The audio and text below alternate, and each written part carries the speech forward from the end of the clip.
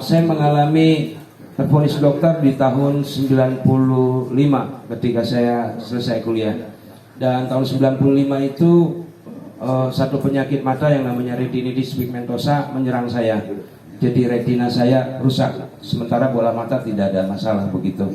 Dan saya saat itu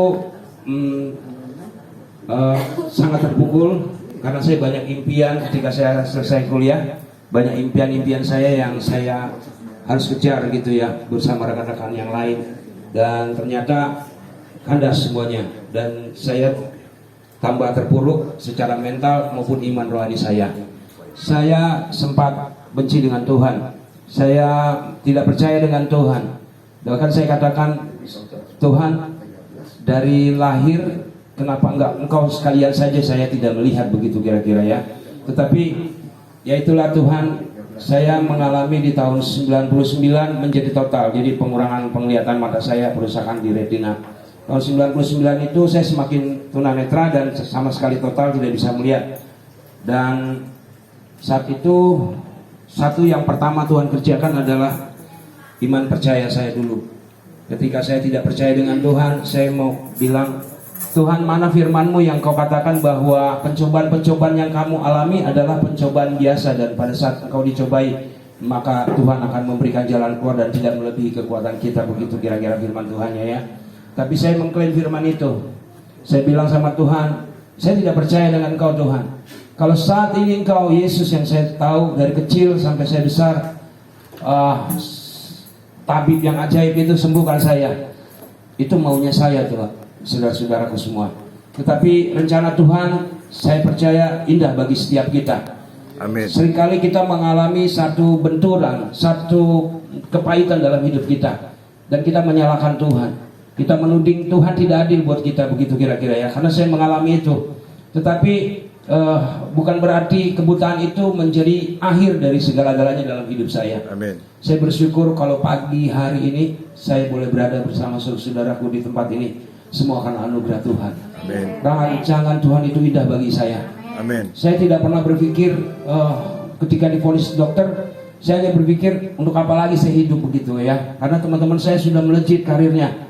Mereka sudah merintis masuk ke dunia marketplace, terus lalu berkarir lah begitu. Sementara saya masih terpuruk di bawah. Saya semakin down ketika itu. Tetapi puji Tuhan, Bapak rohani saya di GPDI Alpha Omega di Cinere, dan ada Johnny Kencem, orang Manado juga, yang membina saya dan datang berdoa untuk saya. Begitu. Bagi saya dibina, saya dibimbing, saya dikuatkan. Dan setiap malam kerjaan saya hanya mendengar radio RPK atau Hotline. Terus saya terbangun di situ. Baru saya masuk komunitas tunanetra. Dari komunitas tunanetra ini, ternyata sebelum masuk ke tunanetra saya sempat merantau ke Bali dalam kondisi tidak melihat juga. Satu persatu Tuhan kerjakan sampai hari ini saya boleh melayani bersama-sama rekan-rekan tunanetra yang lain, termasuk istri saya juga pun demikian, dengan latar belakang yang tadinya melihat, dia perusakan saraf matanya sehingga dia tidak dapat melihat juga sama seperti saya. Jadi kami berdua tidak buta dari lahir, tetapi kami mengalami pencobaan. Satu hal yang saya mau memberikan buat saudara-saudaraku pagi hari ini adalah bahwa janji-janji Tuhan itu terus menyertai kami, ya dan amin. Amin. Sampai hari ini ternyata firman Tuhan katakan tidak melebihi kekuatanmu. Waktu saya komplain, saya nggak bisa bilang saya kuat Tuhan, karena saya tidak punya mata penglihatan. Tetapi sampai hari ini saya bisa berdiri karena Tuhan. Ternyata tidak melebihi kekuatan saya, dan saya sanggup sampai hari ini. Saya sudah menikah dan mempunyai 2 orang anak, dan kami berdua juga sedang merintis yayasan. Kami dibina oleh orang tua rohani kami yang mempunyai hati buat tunanetra. Saya bersyukur saya berjumpa juga dengan Pak Paul Effendi, juga karena Tuhan yang mengirim Pak Paul menjumpai kami komunitas tunanetra begitu, dan mempunyai hati melayani kami dan panggilan buat kami tunanetra. Kami juga dalam tim Praise and Worship kami sudah melayani di beberapa daerah, baik di Papua, di Bangka, sudah kemana-mana begitu dengan tim Praise and Worship kami. Dan saat ini juga kami di tahun ini, puji Tuhan, coba melangkah ke dunia sekuler sebagai side job kami begitu ya, income kami.